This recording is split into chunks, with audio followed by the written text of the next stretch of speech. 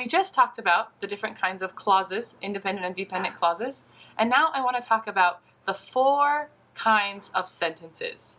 And they use these clauses, independent and dependent clauses, as their building blocks.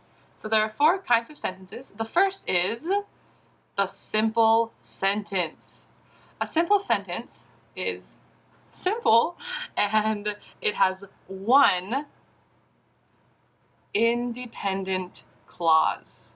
Only one. No dependent clauses, just one independent clause. So it has one complete sentence with one idea. We went to the store. It could have a compound subject or a compound verb, but it's not a compound sentence. So I could say, Clarissa and Molly went to the store.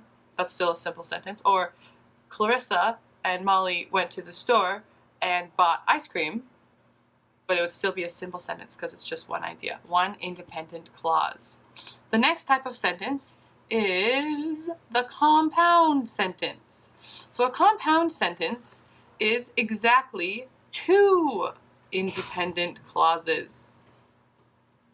And these independent clauses have to be connected somehow, these 2 complete sentences, because you can't just say, we went to the store, we forgot our money.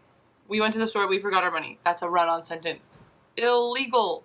So there are different ways to connect these compound sentences, and the first is with coordinating conjunctions. And we sometimes call these conjunctions, and we often call these fanboys, which is just our acronym to remember the 7 coordinating conjunctions that exist.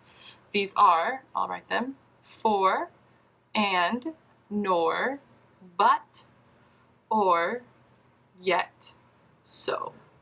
Those are the only 7 coordinating conjunctions. So you can say, we went to the store. After the first independent clause, you're always going to put a comma and then use your fanboy. We went to the store, comma, but, that's our fanboy, our coordinating conjunction, but we forgot our money. Very sad. Another way to connect these compound sentences is with a semicolon. So if we had the same sentence, we went to the store, semicolon, and then we wouldn't even need the but, we forgot our money.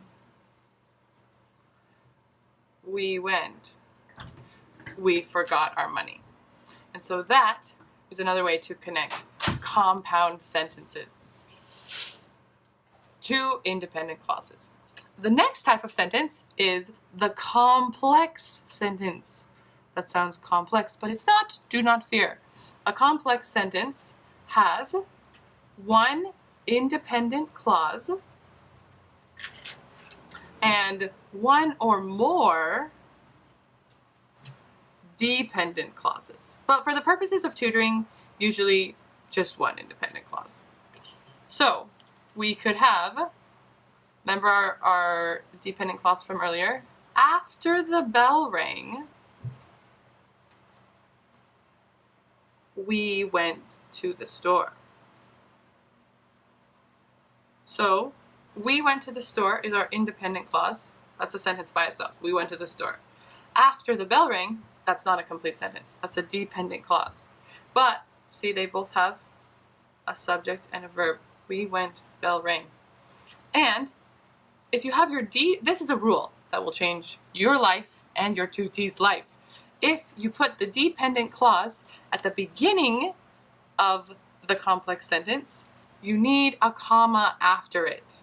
Dependent, comma, independent. But if you put the independent first, you don't. So I could say, we went to the store after the bell rang. And you don't even need a comma. Remember that and you'll be happy forever. The very last kind of sentence is compound complex. So this is just kind of combining these two into one.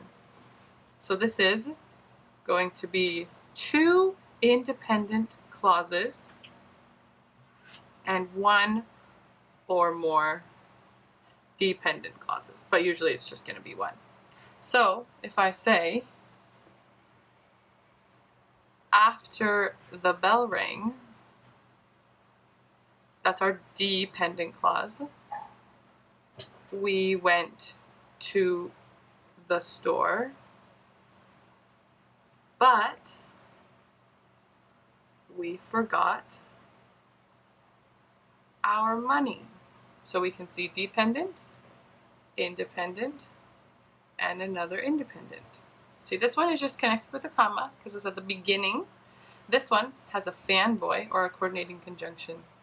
So there you have it. Simple, compound, complex, and compound complex sentence.